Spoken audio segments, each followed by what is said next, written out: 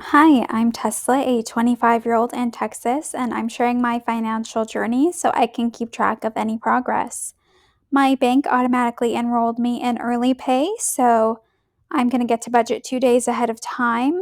I don't want my income expense reports to look weird, like as if I got an extra check in April. So because I'd be putting all this money in May anyway, I think when the May 1st hits, I'll change the transaction date to the 1st.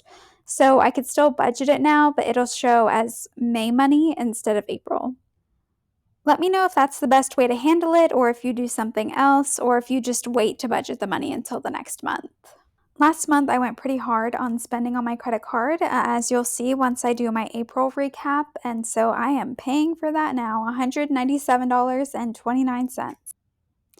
It's the usual $450 for the Roth IRA, although recently I heard someone call it an IRA, and now I'm wondering if I've been pronouncing it wrong this whole time.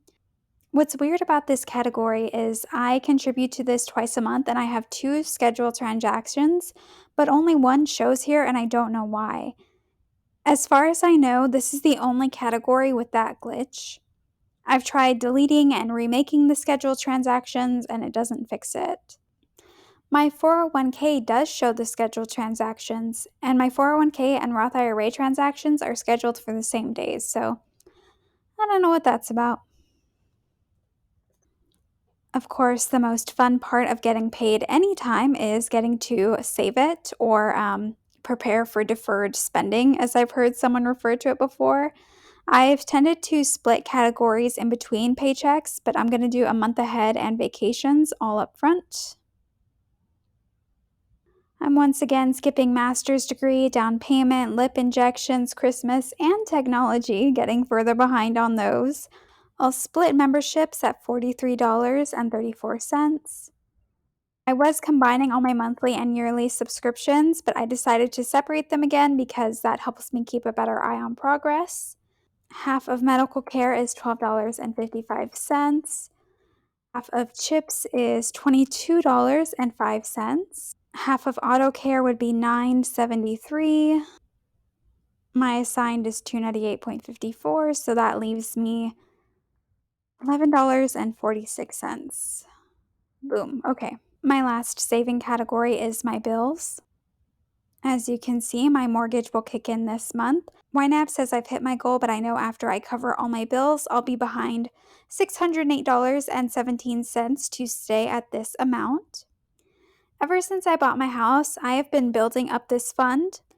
I've always contributed at least $936 a month, no matter what, but I am finally at the point where I can try to keep this from becoming too overfunded. Change is scary, but I am only going to sign $304.01 because that's half of the 608, and I'll assign the same amount next check. Like I said, I've never done this before, so hopefully it doesn't bite me in the butt too much next month. But that does leave me with another $163.99 that I wouldn't normally get to assign somewhere else. Overall, I know that saving, $12 or $9 at a time doesn't seem impressive or sound like a lot, but it does add up. And I'm a big believer that it's better to just be slow and steady. I also need to remember that it's the same principle for spending. All those little purchases also add up and compound. To think about what to assign, I always look over my scheduled transactions and then I look at my calendar to remind myself what I might need. I tried every plate and I've liked it so far. It's really not different from HelloFresh. The meals are just a little more simple and there's less packaging. However, I only get it on weeks when there's meals that I really, really want, so I am doing groceries on my own these next 2 weeks. According to this report, I spend about $180 a month on groceries, so I'm going to give myself $80 for now. On average, I've also been spending about $300 a month on transportation. I'm covering my car insurance and then giving myself $80 for gas. Personal care and pet care should get nothing because I'm all set. I'm really thankful that even though it's the height of spring, neither my dog or I have allergies. My car and porches are covered in pollen, but so far we've been completely fine and hopefully we stay that way. Home care is going to be pricey. I'm getting another Who Gives a Crap shipment. I've been putting it off for a while because I get 48 rolls of toilet paper each time, and it takes me a really, really long time to go through that much. I also got an email that they're raising their prices, and that sucks, but I'm not going to stop supporting that company. I have been thinking though that I may want to go with a bidet for my master bath. There's something called like the Tushy, and I think that's like $100, but we'll see. I don't have any friends' birthdays, concerts, or anything in the month of May that would encourage me to go spend a lot at a restaurant or at a bar. So I'll give myself 80. That's 40 per week, which is already super tricky, especially when I'm not doing a meal service kit.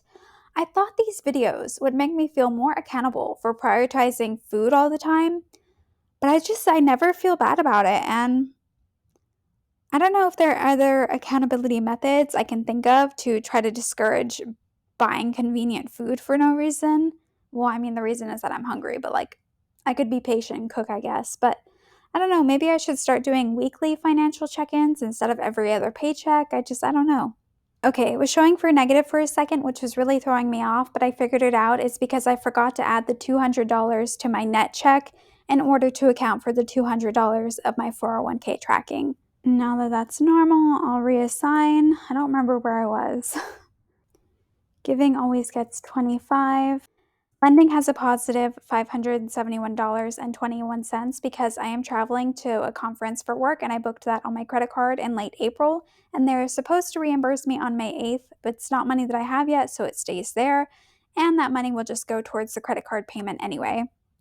I've got an immersive Van Gogh show later this month, but I already paid for it last month and it's only like 1 hour. I don't really have anything fun going on this month. I am going to try a Pilates class for $30, but I don't know if that's maybe more fun money or if that's technically for my appearance or personal care or what. Other than that, like maybe I'll want to get a cheap ticket to a comedy show or a local band bar or something. I don't know. So $60 just in case. There have been some changes to subscriptions. The most exciting one is that I was paying $5 a month to get 4% interest on up to $6,000 for one of their savings accounts. I'll have a link in the description below if you'd like to try it out. If you contribute $200 to the savings pod, as they call it, we'd both get $50. There's no pressure, it's just an option if you want like a higher savings rate. APY, I guess. I also canceled my Pandora subscription. I tried it for a month. Honestly, I already miss it. I still use the app, but I just felt like I shouldn't be paying for YouTube Premium and Pandora, so for right now I'm choosing YouTube. It's not the commercials that bother me. It's that I miss the skips.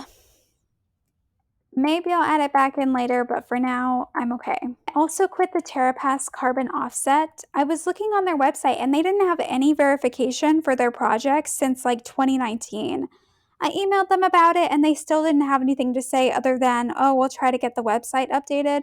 So I thought that was weird and there was a lack of accountability, so I canceled because after all, like helping with environmental projects is their entire business. So I switched to a native subscription, which is also $31 instead of $45. I have Fabletics, but I always skip it, so I don't cover it. Rihanna got to me last month though, and I started a subscription with Savage X Fenty, and I'll also have to remember to cancel that from now on, and I'll need to add it to these notes. For what I expect to pay, it's $46.97. I keep Fabletics as a scheduled transaction just to remind myself to cancel it, but I always delete it if I don't get anything, which is most of the time.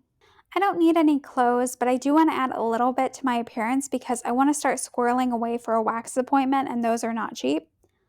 I was getting some free laser hair removal by allowing students to learn how to do the machine by testing it on me, but it's been so long since the medical center has reached out to me and I can't just keep waiting, so as you can see, we're already down to the end, so I'm just going to put $10 for now, and that just leaves a glamorous $2.12 for a flexible buffer. I'm going to try to slowly scroll through at the end of these videos, so that way, because I tend to go back and I reference my old videos to see like what I actually plan to do versus what I actually did. That's kind of the only thing about YNAB is like how much did I think I was going to spend that much versus how much did I actually spend, but it's okay.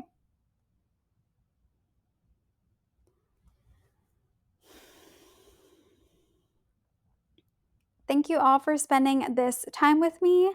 I hope your financial journey is going well. You'll see a video from me really soon on how the month of April went. Heads up, not great. I got restless and reckless, and I also want to do a quarterly review, but I'm having difficulty figuring out how much I saved. I did an Excel spreadsheet to see my progress on each goal, and even though these are numbers that I pulled from the YNAB budget, they are not adding up to the same YNAB ratio of like net income and the savings percentage.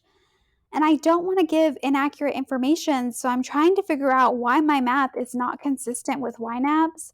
And I was the theater kid who got stomach knots before every math class. So I believe that YNAB's numbers are correct. I just don't know why I'm getting so confused when it's just simple subtraction and addition.